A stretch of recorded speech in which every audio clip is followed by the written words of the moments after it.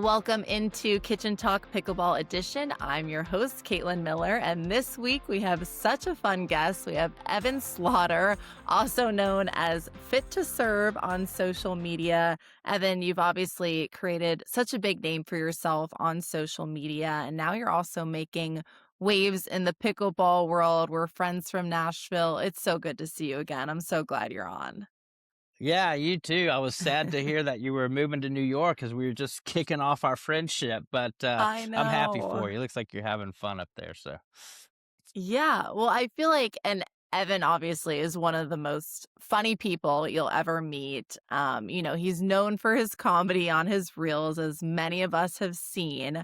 But the Evan that we don't know is the story as to really what led you to here, right? You were a US Army yeah. vet, you were an infantryman, one of the most demanding, toughest roles you could possibly do. You went through PTSD, suffered addiction, gained a bunch of weight, and then you rediscovered yourself, lost the weight, turned to social media to promote wellness in sports and really have this comedy and make others so happy. So, I mean, let's first get into your journey. Tell me about this, inspire others because it surely has inspired myself. Nice. Yeah, I appreciate you saying that. It has been, I mean, a journey's the right word for sure. I still feel like I'm on that journey like we all are. All of our lives are its own little individual journey and it's an ongoing thing, and so it's cool to look back and see kind of where I was at and where I'm going now and just trying to stay in that moment and appreciate it. But I mean, I joined the Army probably about 2 years after giving college a try. I gave it the good old college try and just it wasn't for me. I came to a school at Lipscomb University, which is here in Nashville, and it's a private, Christian school, pretty small. I think the class sizes were like smaller than my high school where I went to high school in Alabama, which is Hoover High, pretty big high school. And so kind of going there, it wasn't the right fit. I was looking to have fun and do the college thing, and I was never one to really go to classes. I mean, I would go to class, but I never studied in high school. I was the kind that just made C's, got my average, and was still able to go to college, and I thought that was enough. Whereas, like, my brother, who's the opposite of that, studying, making straight A's and all that. So when I decided to kind of stop doing college, it was really because I was starting to personal train. I was always into fitness and liked weightlifting and all of that. And I'd been offered a job where I could manage this gym in Hoover. And I was like 22 at the time. So it was pretty good job for me. And I was personal training and growing this client base. And the way I justified it was I was like, well, I'm going to school for exercise science at the time. I knew I wanted to do what I was doing now when I got out. So in my mind, I was like, why don't I just go start working and I don't need the degree right now. If I want to go back, I'll go back kind of thing. And I think I knew when I left that I wasn't really intending on going back, but A quick break to tell you about something that helps me stay on the court longer and recover way faster. It's called Kineon. If you're dealing with knee or back pain like myself, tight shoulders, or just general soreness from playing a lot of pickleball, their recovery tools are a total game changer. The Move Plus Pro uses red light therapy to reduce inflammation, relieve pain, and help your body heal faster. And it's small enough to fit in your pickleball bag. Kineon also has a trigger point therapy tool that's designed to relieve muscle tension, break up those tight spots, and improve mobility with targeted pressure. To save 10% on these life-changing products, use code Caitlin or scan the QR code on the screen right in front of you. From pain to possible, get back to doing what you love both on and off the court. Now back to the show. yeah, and after that, I did the personal training thing and just something kind of came over me where I was just I was kind of looking for more. I'd always been interested in the military. I've had family members that served, that kind of thing. It wasn't like my immediate family were big military people, but my grandparents and everything were. And so I had friends joining that kind of stuff. It is, a few years after 9/11, all that. And so I thought, I'm gonna go try. I'm in the best shape of my life right now. I feel good. I'm young. I want to go do something exciting. And so I knew nothing about joining the military. I literally came walked into a recruiter station. I went to the Marine Corps first, and I was expecting like this big, I literally in my mind think I thought that it was like, all right, I sign up that day and then tomorrow I go to basic training, like I say hey to my parents, Yeah. hey, I've just joined the military, guys. I'm out of here, you know, and it was not that way at all. Let's take a quick moment to share with you my go to gear on the pickleball court. Centerline Athletics makes player focused apparel built for the court. Their fabrics are SPF protected, quick cooling, and super breathable with that airlight feel. The Grip Tech technology is clutch. You can wipe away that sweat in the middle of a match and stay locked in. Every detail is designed and tested by players for maximum performance. So go grab your Centerline Athletics apparel and use code Miller for 20% off everything. All right, now let's get back to it. At all. The Marine Corps at the time was like an 18-month wait to even go Wow. to boot camp. And that really threw me off, and I was thinking, "Well, hell, I don't even know if I am gonna wanna be in the military after 18 months, like, I need to do this now, I might change my mind in 18 months."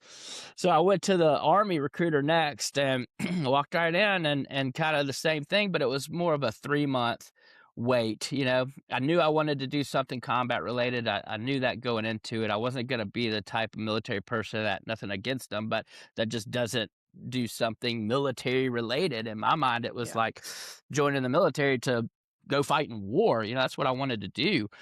And that's exactly the experience I got. I joined in the infantry and was able to go to airborne school. I went to special forces selection. I was just really doing well in the military. And we deployed shortly after I finished all that training, went to Afghanistan, and then about a month in, we hit an IED, an improvised explosive device. The truck that I was in, it was actually two IEDs. The convoy in front of us hit one, and it killed one of our guys. And then we came up to help, and the secondary IED hit my truck. And fortunately, for me, it was I was okay. I had messed my ankle up pretty bad. Had some bumps and bruises. Um, but I mean, the driver in our truck was injured pretty bad. He had to be medevaced out of there. It was rough, but at the same time, I was very fortunate. And I was given the option while I was over there, like, hey, you can go have surgery on your ankle because I had a dislocated tendon, and they wanted to surgically repair that. But it was also one of those injuries that you could just leave alone and let it heal. And yeah, you might have some complications, but sometimes the surgery can be worse, kind of thing. And Okay. so I opted to not have the surgery. I was like, I just want to stay here in Afghanistan. I want to finish the 1 year deployment. I didn't come over here to do it 1 month and leave. I want to do the 12 months. And so, they let me stay, and I kind of recovered there. And that's whenever I got down the opiate issues. I was taking a lot of pain medication to deal with the pain, and just kind of mask that while I was kind of going through it. And so when I get out of the military, finish the deployment, all that goes good. I decide not to reenlist, and I leave the military with kind of a bad addiction to opiates. It was really tough for me to get off of them. My dad was a big he also struggled with addiction in his life, and so I knew that was kind of in my blood. Uh, and so it was hard for me to get off. I was trying to find something new to do. I was fresh out of the military and just struggling with this addiction issue. So I tried a few jobs, multifamily real estate, kind of got into that for a little bit. That was okay. But I was just too bored with it, too bored with the Yeah. office life. I couldn't go from being in the infantry and doing all that to just sitting at a desk. I needed more excitement. But at the same time, I was still struggling with the addiction issues. So that's what led me going to this rehab facility in Alabama several years later. And that's actually where I found pickleball. So Oh my I gosh, I had known didn't know nothing that. about pickleball, yeah, until I got to rehab. They had a court there, and guys were playing, and it was just like one of the things to do whenever you weren't doing classes and stuff like that. There was like volleyball, there was a gym, and then there was this pickleball court, and I had never heard of it. I didn't know what it was.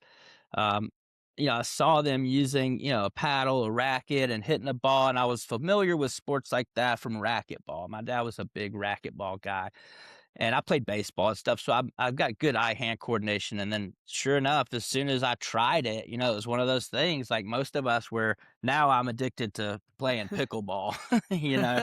Yeah. So, that was I mean, it was pretty cool, it was fun, it gave me something to do, and I got out too. So I get out of the rehab and I'm starting to play pickleball every day, and I just kind of kept it going. And it was right around that time where I decided to start making content too. I've always loved making people laugh. So I get out and I just start posting funny stuff on Instagram and TikTok, and was doing it around things that I was doing in life. So at the time, and still am now, but playing pickleball all the time, I just started making comedy videos about pickleball. It's pretty cool. It took off, it took off kinda unexpectedly because I didn't know how fast it was growing at the time. Yeah. No, it really has. And I was going to ask you, so I'm sure you've always been just a funny guy, right? Since you were a kid that Yeah. like likes to make people laugh, or is this something that kind of came about more so after the military? No, that's a really good question.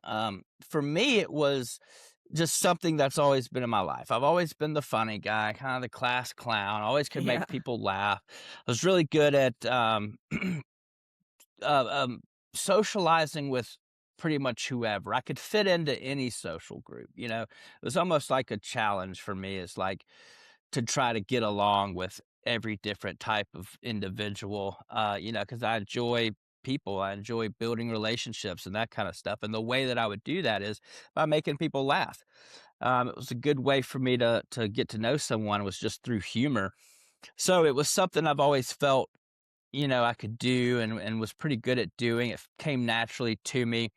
But I also was also a big believer in that it's helpful, it's healing, being able to laugh, especially in situations where things are tough, is a form of medicine. I mean, I've met some of the funniest people in rehabs, in combat situations, in those times where things you're in a tough environment, Yeah. or maybe things aren't going well, but then being able to find some comedic relief during that time was always very powerful to me. So I kind of used it as a way to, yeah, make people laugh, meet a lot of people, that kind of stuff, but also as a way to just try and heal and show others that we can laugh through a lot of things that have happened in our life that are negative.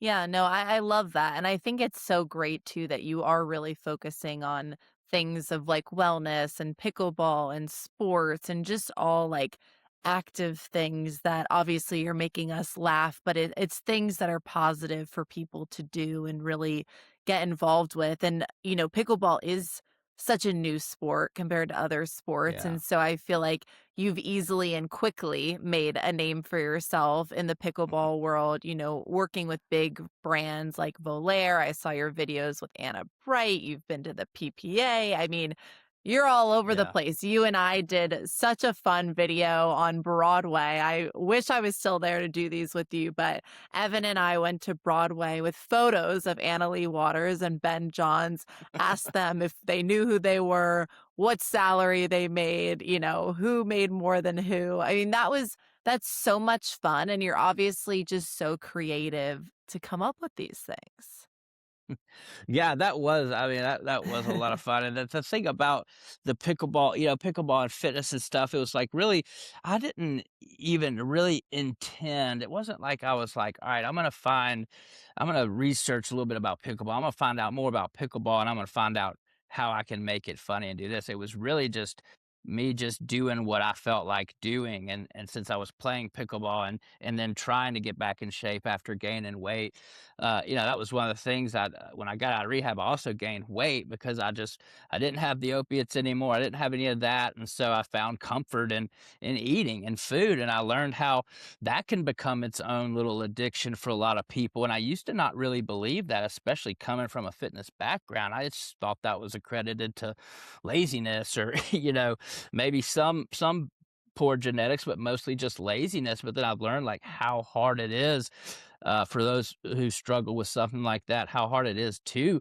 lose weight and how, it's very difficult. And so finding a way to kind of laugh at myself during that process started to bring healing to a lot of people. And I didn't know it was gonna do that at the time, it was just something I was able to do. So I was getting messages from people, talking about how, "Hey, I know this is you being funny, blah, blah, blah, but this really helped me, it helped me get off the couch, and I started doing some of the workout stuff that you're doing on there with you in the video, and it's given me confidence to go back to the gym," and that so I really learned that, man, there's power in that, it's actually helping a lot of people. And it was kinda the same way with the pickleball thing, it was just I would do what kinda would come naturally and feel right and feel funny, and my thing with pickleball was, yeah, there's the professional side of pickleball where athletes are making a lot of money, they're doing it's a real thing, it's a real sport, it's something that's continuing to grow, but there's also a side of it for people like me that just enjoy playing the game and using it for exercise, and maybe that's more of a rec league or park type pickleball. And that was being able to kind of bring those two worlds together, um, is where I really kind of found success, I think, with the pickleball stuff.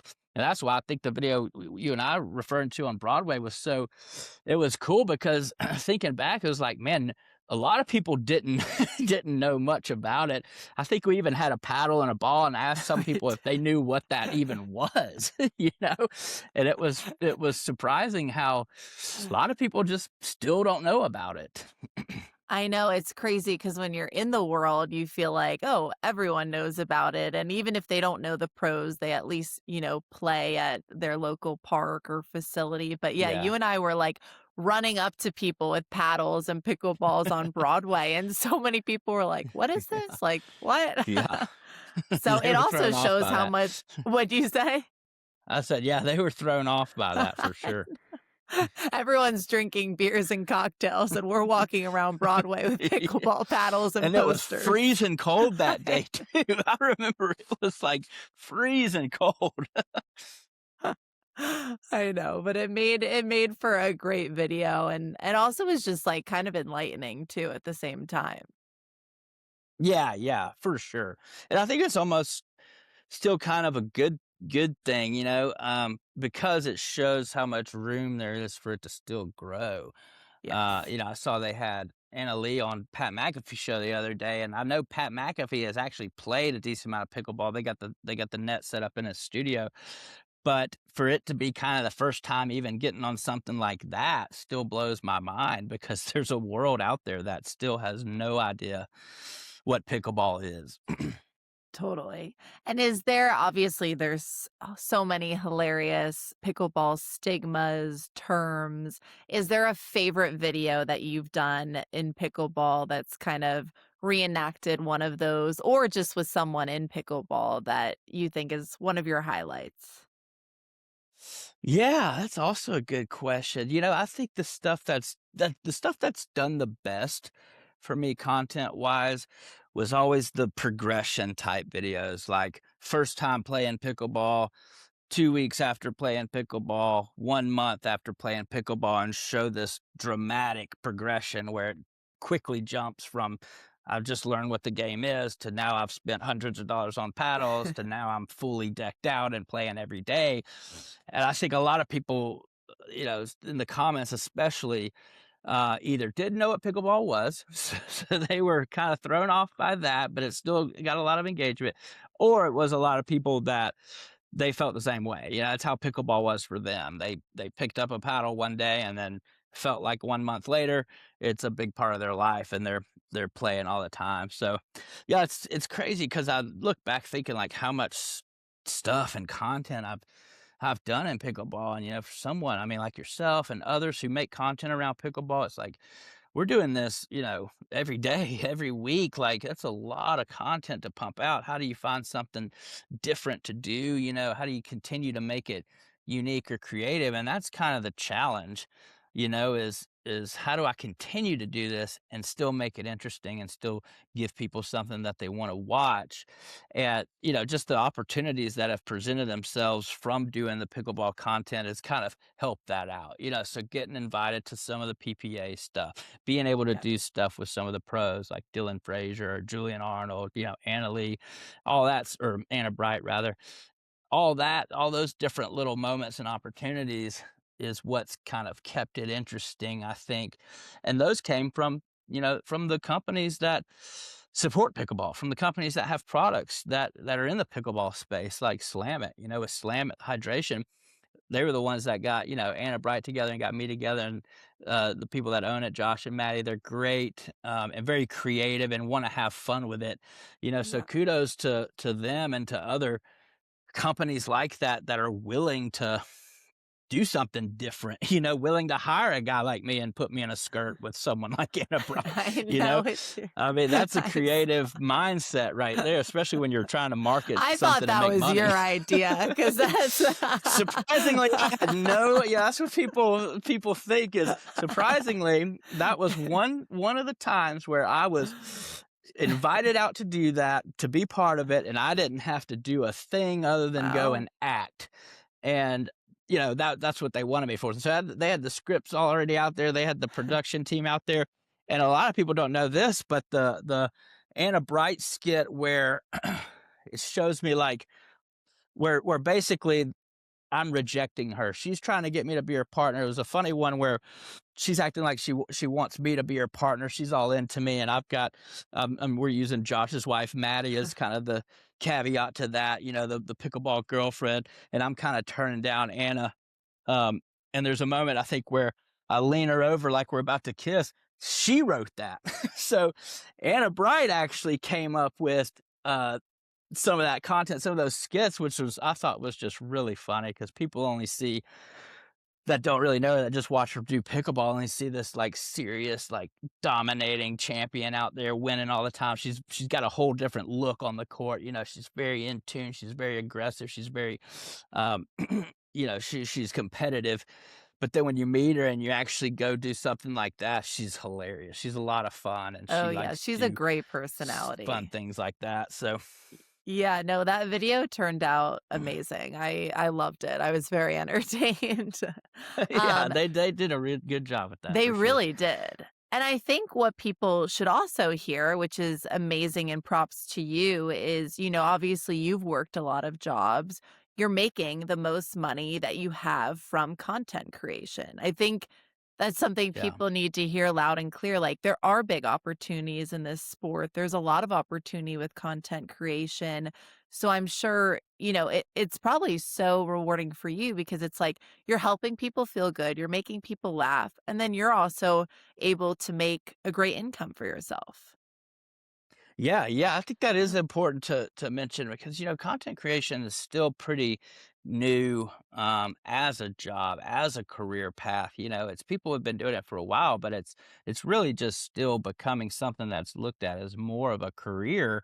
There's always funny comments on social media. You see like people kind of knocking on, people that don't understand it or have 9 to 5 jobs that are sort of knocking some of the Yeah. content creator stuff, like, what does this person do for a living? Or what are they? It's like, this is what I do. Like, you have no idea the amount of work and Oh, time yeah. that goes into something like that unless you've done it.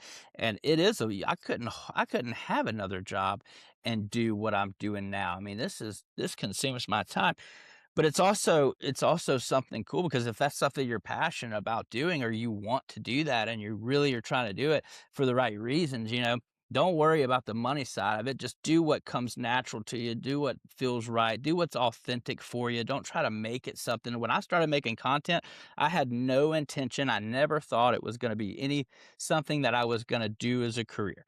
That was never the goal. It was never the intention. When it started to happen, it was like, oh crap, I can do this for a living and have a comfortable life doing it. That's great.